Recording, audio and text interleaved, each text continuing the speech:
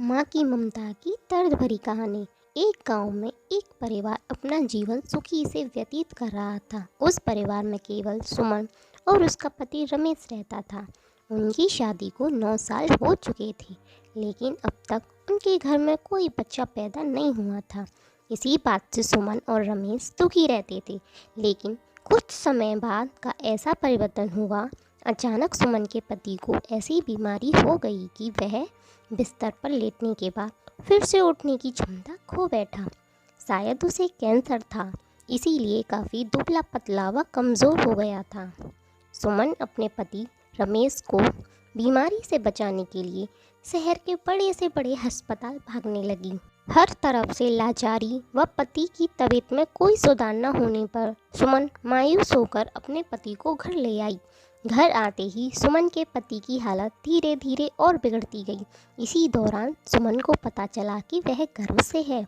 जब उसने यह बात अपने पति को बताई तो पति ने कहा कि अब उसे मरने से पहले यह चिंता नहीं होगी कि उसके कोई संतान नहीं है।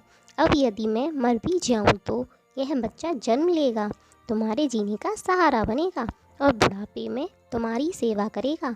तुम अपना जीवन बच्चे के साथ व्यतीत करना। इतना कहकर सुमन के पति ने अपने प्राण त्याग दिए। सुमन ने अपने पति का अंतिम संस्कार किया, लेकिन उसके मन में बहुत दुख था। लेकिन यह कहकर उसने अपने मन को समझा लिया कि उसके पति का प्यार उसके गर्भ में है, जो एक दिन इस दुनिया में जन्म लेगा और मेरे बुढ़ापे का सहारा बनेगा। अब धीरे धीरे समय बीतता गया और बच्चे के जन्म का समय आ गया। तब सुमन ने एक पुत्र को जन्म दिया। सुमन की पूरी आस उस बच्चे पर निर्भर थी। आखिर वही तो था सुमन के जीने का सहारा। वह पूरी लगन के साथ अपने बच्चे का पालन पोषण करती और अमीर लोगों के घरों में जाकर काम करके कुछ पैसे बचाती। धीरे धीरे अब उनका बेटा अनुज 5 साल का हो गया। सुमन ने अपने बेटे अनुज का दाखिला स्कूल में करा दिया। सुमन अपने बेटे से बहुत प्यार करती थी, इसीलिए वह अपने बेटे अनुज की सारी ज़रूरतें पूरी करती थी। धीरे धीरे अनुज बड़ा हो गया। सुमन ने अपने बेटे अनुज को गांव से बाहर शहर में पढ़ने के लिए भेज दिया। अनुज भी खूब मन लगाकर पढ़ाई करने लगा और एक दिन वह बड़ा अधिकारी बन गया। जब सुमन को इस बात का पता चला तो वह बहुत खुश हुई। उसको ऐसा लगा जैसे उसकी मेहनत सफल हो गई हो। अब तक उसने दूसरों के घर काम कर कर के दुख दर्द के साथ अपना जीवन जिया है। आज उसका बेटा बड़ा अधिकारी बन गया है। सुमन खुशी से मन ही मन सोचने लगी, अब उसे ये काम करने की ज़रूरत नहीं है। अब मेरा बेटा मेरे सारे संकट दूर कर देगा। अब मेरा जीवन सुकून से व्यतीत होगा। इधर सुमन का बेटा अनुज गांव से दूर आकर शहर में रहने लग गया। वह पूरी मेहनत और ईमानदारी से अपना काम करने लगा। गांव में उसकी माँ सुमन अकेली रह गई।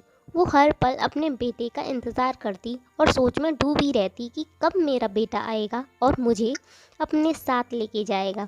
और धीरे धीरे ऐसे ही समय बीतता गया। नौकरी को अधिक समय देने के कारण अनुज का अपनी माँ के प्रति लगाव भी कम हो गया था और वह अपनी माँ को लगभग भूल ही चुका था। अनुज को उसी शहर में एक लड़की से प्यार हो गया। जब अनुज ने उस लड़की को अपनी माँ के बारे में बताया तो लड़की ने कहा कि अगर वह अनुज की माँ के बारे में अपनी माँ को बताएगी तो वह हमारी शादी के लिए कभी राज़ी नहीं होगी। लड़की ने अनुज को अपनी माँ के बारे में ना बताने को कहा। अनुज भी उसकी बात से राज़ी हो गया, जैसा उस लड़की ने बोला था। लड़की ने अपने माता पिता से अनुज को मिलवाकर उससे शादी कर ली।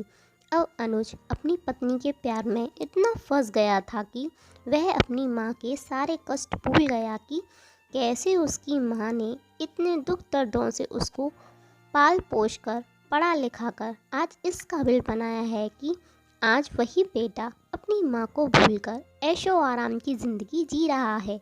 जब यह बात सुमन को पता चली कि उसके बेटे ने उसे बिना बताए शादी कर ली तो उसे बहुत दुख हुआ। लेकिन सुमन यह सोचकर अपने मन को समझा लेती कि एक दिन उसका बेटा ज़रूर आएगा। समय बीत रहा था और सुमन भी अब बूढ़ी हो रही थी। गांव के लोग भी उसे समझा समझा कर थक गए थे कि अब उसका बेटा कभी नहीं आएगा, लेकिन उस माँ के मन में एक उम्मीद थी कि एक दिन उसका बेटा ज़रूर आएगा। उधर अनुज अपनी पत्नी के मुंह में इस कदर फंस चुका था कि उसने अपनी माँ को पूरी तरह भुला दिया था। यहाँ धीरे धीरे अनुज की माँ इतनी बूढ़ी हो चुकी थी कि उसको चलने फिरने में परेशानी भी होने लगी। फिर एक दिन अनुज की माँ ने गांव के लोगों को बुलाकर एक पत्र लिखा और उस पत्र को अपनी अलमारी में सुरक्षित स्थान पर रख दिया और गांव के लोगों से कहा कि जब उसका बेटा अनुज आए तो उसे यह पत्र दे देना। कुछ दिन बाद ही अनुज की बूढ़ी माँ अपने बेटे अनुज की याद में गुजर गई। शहर में एक दिन किसी बात को लेकर अनुज और उसकी पत्नी में झगड़ा हो गया और उसकी पत्नी ने उसे हमेशा हमेशा के लिए छोड़ दिया। तब बेटे को अपनी माँ की याद आई और एक दिन वह गांव आया। गांव में आकर उसे पता चला कि उसकी माँ अब इस दुनिया में नहीं रही। गांव के लोगों ने उसे देखकर बहुत बुरा भला बोला, तेरी याद में तेरी माँ मर गई और तू एक दिन भी अपनी माँ को देखने नहीं आया।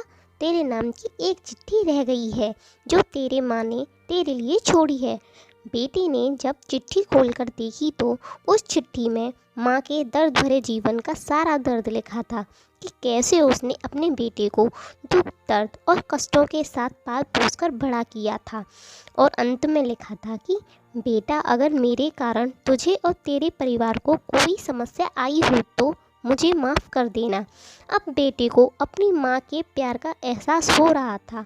अनुज अपनी माँ की चिट्ठी को हाथ में लिए फूट फूट कर रोने लगा और शायद उसको अपनी गलती का एहसास हो रहा था कि कैसे माँ का साथ जीवन में कितना अनमोल होता है, जिसका मोल लगाना भी नामुमकिन है, क्योंकि माँ का प्यार वो प्यार है जो दुनिया के स्वार्थी रिश्तों से अलग होता है। तो दोस्तों, एक माँ की ममता के बारे में कुछ नहीं कहा जा सकता। माँ का प्यार निस्वार्थ प्यार होता है और बाकी सभी भाई बहन का प्यार भी स्वार्थ से अछूता नहीं है। माँ और पिता के अलावा दूसरे लोग किसी न किसी स्वार्थ से प्यार करते हैं। आपके इस कहानी के बारे में क्या विचार हैं, हमें कमेंट करके ज़रूर बताएं। वीडियो अच्छी लगी हो तो लाइक शेयर एंड सब्सक्राइब करना मत भूलिएगा। मिलते हैं नेक्स्ट टाइम एक अच्छी वीडियो के साथ। तब तक के लिए जय श्री कृष्णा एंड जय श्री राधे।